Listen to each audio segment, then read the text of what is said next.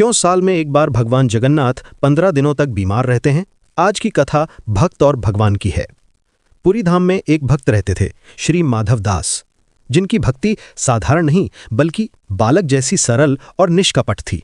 वे भगवान जगन्नाथ को मित्र की तरह बुलाते, उनसे बातें करते, उनके साथ हंसते और कभी कभी रूठ भी जाते। उनकी भक्ति में बस निर्मल प्रेम था। कहा जाता है कि जैसा प्रेम माधवदास के हृदय में था, वैसा प्रेम भगवान को बांध लेता है। भगवान उनकी पुकार पर तुरंत प्रकट हो जाते थे। दोनों के बीच का रिश्ता दुनिया से परे विश्वास और प्रेम का अद्भुत बंधन था। एक दिन माधवदास गंभीर बीमारी से ग्रस्त हो गए। भोजन तो दूर, वे उठने बैठने की क्षमता भी खो बैठे। लोग सेवा करने आए तो बोले, मेरे पास एक ही सहारा है, मेरा जगन्नाथ, वही मेरी रक्षा करेगा। भक्ति इतनी सच्ची थी कि उन्होंने किसी को हाथ नहीं लगाने दिया। लेकिन बीमारी बढ़ती गई। शरीर इतना दुर्बल हो गया कि उन्हें पता ही नहीं चलता था कि कब गंदगी हो गई। लेकिन भक्त का विश्वास अटल था। अचानक एक दिन उनके घर के द्वार पर कोई आया। दरवाजा खुला था। सामने खड़े थे स्वयं भगवान जगन्नाथ, एक साधारण सेवक के वेश में। उन्होंने प्रेम से कहा, माधव उठो, हम तुम्हारी सेवा करने आए हैं, तुम्हारा दुख हम कैसे देख सकते हैं। इसके बाद भगवान ने उनके गंदे कपड़े धोए, उनके शरीर को साफ किया, उन्हें सहारा दिया, उन्हें दवा पिलाई, उनको प्रेम किया। एक दिन जब माधवदास को थोड़ा होश आया, उन्होंने भगवान को पहचान लिया और रोते हुए बोले, प्रभु आप मेरे स्वामी हैं, तीनों लोकों के राजा, और मेरी सेवा कर रहे हैं।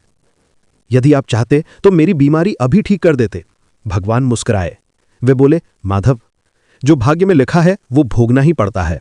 यदि मैं अभी तुम्हारा रोग हटा दूं तो अगले जन्म में तुम्हें इसे सहना पड़ेगा, और मैं नहीं चाहता कि मेरा भक्त फिर जन्म लेके दुख सहे। फिर भगवान बोले, तुम्हारी भाग्य में 15 दिन का दुख बाकी है, तुम चाहो तो ये 15 दिन का रोग मुझे दे दो। भक्त का दुख भगवान ने स्वयं पर ले लिया।